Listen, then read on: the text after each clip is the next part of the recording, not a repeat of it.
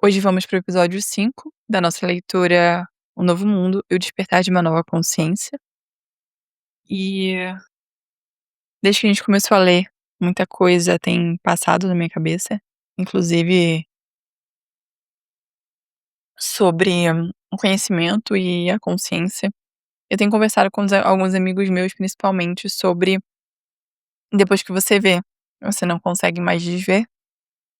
E eles me perguntaram se talvez não fique muito no automático o fato de não poder deixar a vida nos permitir a algo e a gente sempre tá com uma consciência ligada. E pra mim, isso é justamente não viver no automático.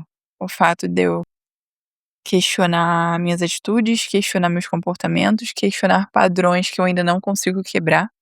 Eu vi um vídeo hoje que é uma menina falando que não consegue sair do lugar e ela tenta sair, mas na verdade ela não quer sair porque ela tá muito acomodada ou então não tem coragem de sair do local. E é muito sobre isso, às vezes a gente tá tão enraizado nas nossas crenças, padrões de comportamento, que a gente sente como se a gente não fosse conseguir sair do lugar. E às vezes é justamente dessa forma que eu me sinto, que tem muitas crenças que eu ainda preciso ajustar, não quebrar. Entender o porquê que elas me protegem de alguma forma e também entender se essas crenças antigas fazem sentido pela crença da nova Mariane que consegue observar os seus padrões de comportamento, se isso realmente faz sentido e se eu realmente quero continuar seguindo com esses padrões ou não. Então, vamos para mais uma leitura, porque hoje vai ser bem gostoso. Algo me diz que a nossa conversa vai ser muito boa e quem sabe, de alguma forma, eu consiga te ajudar a despertar um pouquinho mais. Vamos lá? Caso você queira me acompanhar na leitura, estamos agora na página 35. O conteúdo e a estrutura do ego. A mente egóica é completamente condicionada pelo passado. Esse condicionamento é duplo. Consiste em conteúdo e estrutura. No caso de uma criança que está chorando e sofrendo profundamente porque lhe tiraram um brinquedo, esse objeto representa o conteúdo. Ele pode ser trocado por qualquer outro brinquedo ou objeto. O conteúdo com o qual alguém se identifica é condicionado pelo ambiente, por sua criação e pela cultura dominante. Tanto faz se a criança é rica ou pobre, e também não importa se o brinquedo é um pedaço de madeira no formato de um animal ou um aparelho eletrônico sofisticado.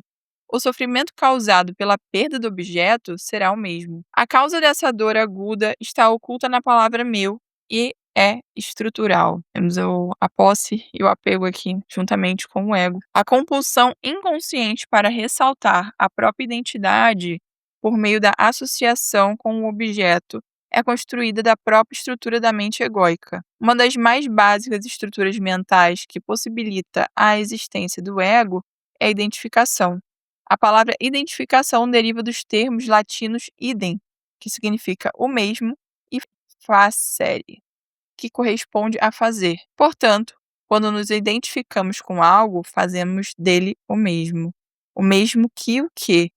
O mesmo que nós. E lhe atribuímos a percepção do eu. Assim, ele se torna parte da nossa identidade. Um dos níveis mais básicos da identificação é com as coisas. Tanto que dizemos meu brinquedo, que mais tarde se torna meu carro, minha casa, minhas roupas e assim por diante. Tentamos nos encontrar nas coisas, porém nunca conseguimos fazer isso inteiramente e acabamos nos perdendo nelas. Essa é a sina do ego. Há mais ou menos 2 meses atrás, 2 meses, 3 meses atrás, eu tinha uma identificação muito forte com a minha carreira e o cargo que eu ocupava numa empresa de planejamento financeiro. Inclusive eu estou migrando para a área de terapia tem um tempinho já, mas eu sou gestora ainda de planejadores, e ainda sou, né, ainda estou como gestora de planejadores. E aí vemos a identificação do ego justamente, né, porque nessa empresa eu já estava cerca de quase 4 anos, e eu iria para o próximo cargo, né, já ia ser minha quarta ou quinta promoção. E quando me tiraram de forma injusta e, enfim, da empresa, eu sofri uma dor visceral, porque eu tinha uma identificação com o cargo, com a empresa e um apego que era como se a minha criança que tinha sido injustiçada no passado tivesse sido injustiçada de novo. E pra você ter noção, eu sonhei com meu avô, que faleceu em 2021 e ele era como meu pai. E o apego era tão grande que pra mim, o meu inconsciente entendeu como aquela dor. Eu fiquei dias de cama, mais ou menos 1 mês e pouco sem comer direito, parei de treinar, foi uma coisa muito louca, assim, a identificação, e pra mim era como se tivessem arrancado um dos pilares ali centrais que eu acreditava ser a minha própria identificação. E isso me fez questionar o que que eu precisava aprender sobre a situação em si, em diversas camadas, mas principalmente pela identificação, a minha identificação com o cargo. Porque normalmente a gente pergunta pra pessoa: "Ah, quem é você?" A pessoa fala: "Ah, eu sou Mariane", que no caso é o nome que a qual eu recebi. "Eu sou terapeuta, eu sou planejadora financeira, eu sou", e não "eu estou", né. Então a gente tem essa identificação muito forte com o cargo, ou com um relacionamento, ou com o status pessoal, sendo mãe, pai, seja o que for. E aí a minha pergunta é: quem é você se não o seu cargo, a sua posição, o seu relacionamento, sem nada disso? Quem é você? E nessa migração de autoconhecimento, eu acabei me descobrindo ser fonte e ferramenta de luz, amor e conexão para o mundo. Essa foi a primeira frase que me veio de Deus ou do universo ou o que quer que você acredite. E a pergunta é: quem é você? Gostaria que você respondesse nos comentários. E se você não se sentir confortável, só comenta que você tá pensando sobre isso, ou traz o que você acreditava ser também, acredita ainda, que é uma desconstrução e uma reconstrução ao mesmo tempo. Ai, ai. Voltando, a identificação com as coisas.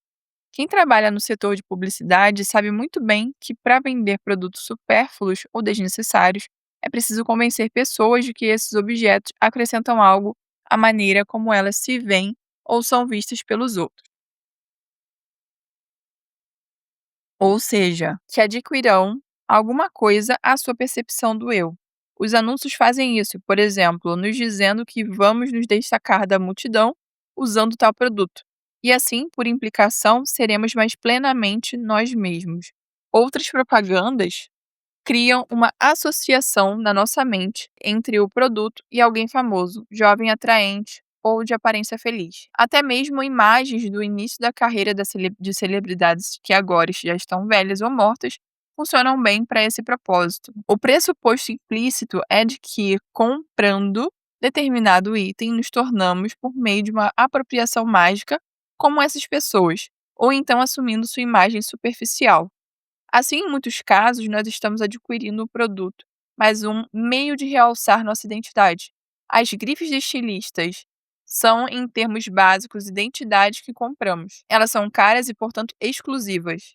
Se todo mundo pudesse adquiri-las, seu valor psicológico se perderia e nós ficaríamos apenas com seu valor material, que talvez represente apenas uma fração do preço que pagamos por elas. Com que tipo de coisa cada um de nós se identifica é algo que varia de pessoa para pessoa, considerando a idade, o sexo, a renda, a classe social, a moda, a cultura dominante, entre outros fatores. Aquilo com que alguém se identifica tem tudo a ver com o conteúdo, enquanto a compulsão inconsciente para se identificar é estrutural. Essa é uma das maneiras mais básicas pelos quais a mente egóica funciona. Paradoxalmente, o que mantém a chamada sociedade de consumo é o fato de que tentar encontrar a si mesmo por meio de coisas não funciona.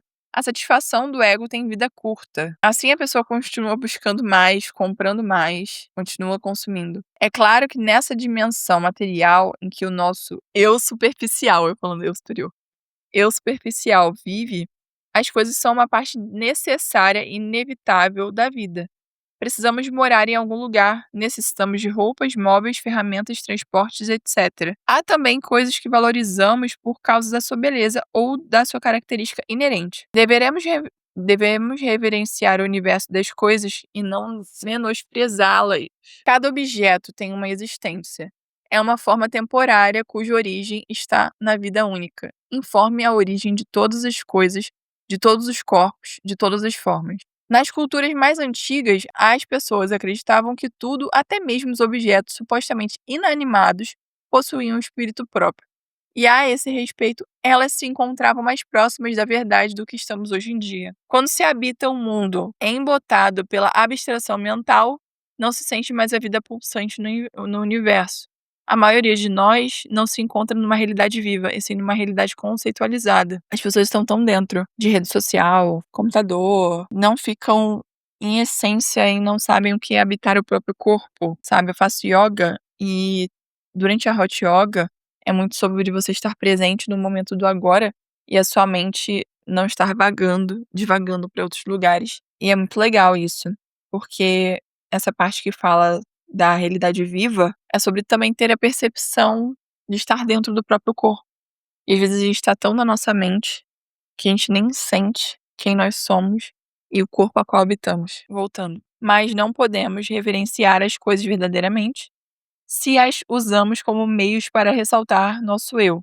Isto é, se tentamos nos encontrar por meio delas, é isso que o ego faz. Sua identificação com as coisas cria sentimentos de apego e obsessão em relação a elas, o que por sua vez forma a sociedade de consumo, bem como suas estruturas econômicas, onde a única medida de progresso é sempre mais. A busca descontrolada por mais, pelo crescimento infinito, é um distúrbio e uma doença. É a mesma disfunção apresentada pela célula cancerosa, cuja única meta é se multiplicar, inconscientemente de que está provocando o seu próprio fim ao destruir o organismo de que faz parte. Alguns economistas são atraídos pelo conceito de crescimento que não conseguem se desligar dessa palavra. Assim, eles se referem à recessão como um período de crescimento negativo. Uma grande parte da vida de muita gente é consumida por uma preocupação obsessiva com as coisas. É por isso que uma das doenças do nosso tempo é a proliferação de objetos. Quando uma pessoa não consegue mais sentir a vida com o que ela própria é, em geral, tenta preencher sua existência com coisas. Se esse for o seu caso, sugiro, como uma prática espiritual, que você analise seu relacionamento com o universo das coisas por meio da observação de si mesmo e, em particular, de tudo o que está designado com a palavra meu. É preciso que esteja alerta e seja honesto para descobrir. Por exemplo, se o seu sentido de valor pessoal está ligado aos seus bens que possui, será que determinadas coisas lhe despertam um sentimento sutil de importância ou superioridade? A falta delas o faz se sentir inferior a quem tem mais? Você menciona de modo informal as coisas que possui ou as exibe para aumentar seu sentido de valor aos olhos das pessoas e, por meio delas, aos seus próprios olhos? Costuma ficar ressentido ou irado de alguma forma, se sentindo diminuído na percepção do seu eu quando constata que alguém tem mais do que você ou quando perde um bem valorizado? O anel perdido. Quando eu visitava pessoas como conselheiro e mestre espiritual, ia 2 vezes por semana à casa de uma mulher cujo corpo estava tomado pelo câncer. Era uma professora primária com pouco mais de 40 anos de idade. Segundo os médicos, ela não teria mais que meses de vida. Vez ou outra, trocávamos algumas palavras durante esses encontros, no entanto, quase sempre sentávamos juntos em silêncio. Durante esse tempo, ela teve seus primeiros lampejos de silêncio dentro de si, algo que ao longo da sua vida tarefada, vida de professora, nunca soubera que existira. Certa vez, porém, ao chegar, encontrei-a num estado de grande aflição e raiva. Perguntei o que havia acontecido. Seu anel de diamante de grande valor monetário e sentimental havia desaparecido. Ela estava certa de que fora furtado pela acompanhante que cuidava dela por algumas horas todos os dias. Disse que não entendia como alguém conseguia ser tão insensível e desumano para fazer isso com ela. Depois me perguntou se devia interrogar a mulher ou se seria melhor chamar a polícia imediatamente. Respondi que não podia lhe dizer como agir, mas pedi que descobrissem até a que ponto o anel ou qualquer outra coisa era importante àquela altura da sua vida. Você não entende, ela afirmou. Esse era o anel da minha avó. Eu os usava todos os dias e só parei porque fiquei doente e minhas mãos começaram a inchar. É mais do que um simples anel para mim. Como posso não estar aborrecida? A rapidez de sua resposta, a raiva e a atitude defensiva em sua voz eram indicações de que ela ainda não se tornara presente o suficiente para olhar para dentro.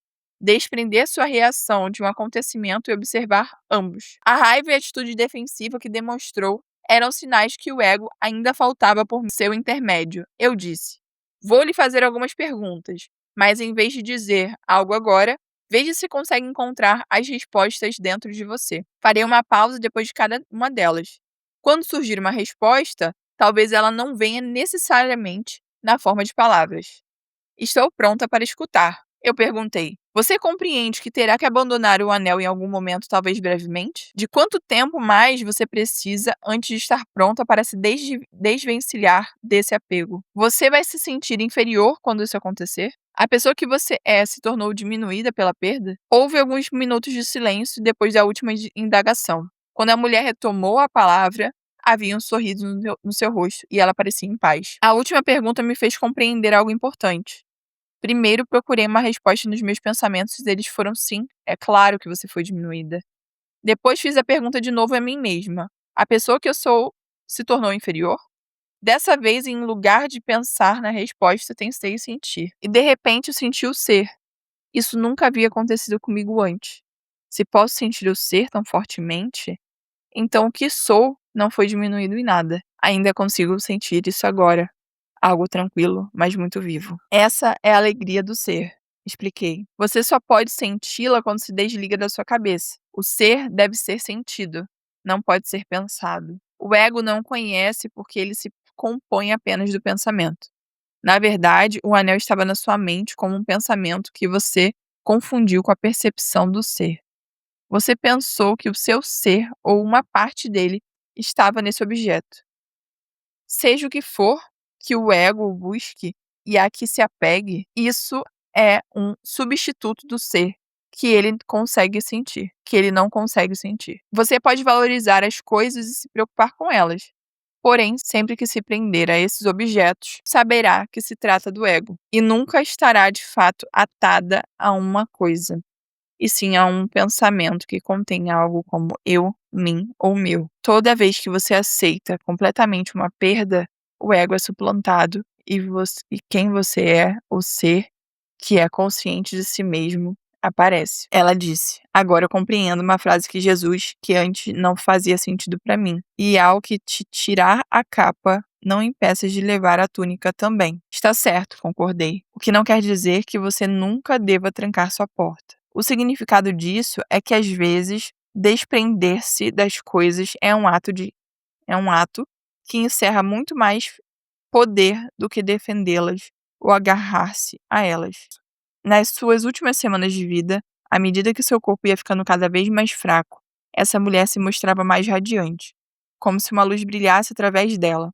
Desfez-se da maioria dos bens, chegando a dar alguns deles para a pessoa a quem atribuíra o furto do anel.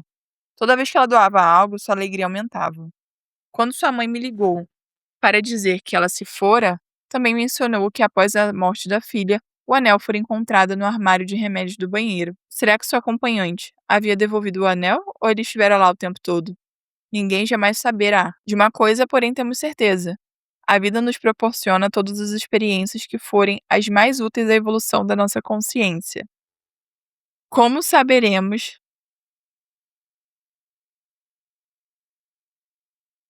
Esse livro me dá uma pegada. Como saberemos que determinada experiência é aquela que necessitamos? Porque ela será a experiência pelo qual estaremos passando no momento. É errado, então, termos orgulho dos nossos bens ou ficarmos ressentidos com as pessoas que têm mais do que nós? De maneira nenhuma. Esse sentimento do orgulho de precisar aparecer, o engrandecimento aparece do eu por meio de mais do que, e sua diminuição por meio de menos do que. Não está certo nem errado. Isso é o ego. O ego não está errado, ele simplesmente não tem consciência disso. Quando o observamos em nós mesmos, estamos começando a superá-lo. Nós devemos levá-lo muito a sério. Sempre que você detectar um comportamento egóico em si mesmo, sorria. Se possível, procure até mesmo dar uma risada. Como, como a humanidade pôde aceitar isso por tanto tempo? Acima de tudo, saiba do que o ego não é pessoal. Ele não é quem você é. Se você o considerar um problema particular, isso é apenas mais ego.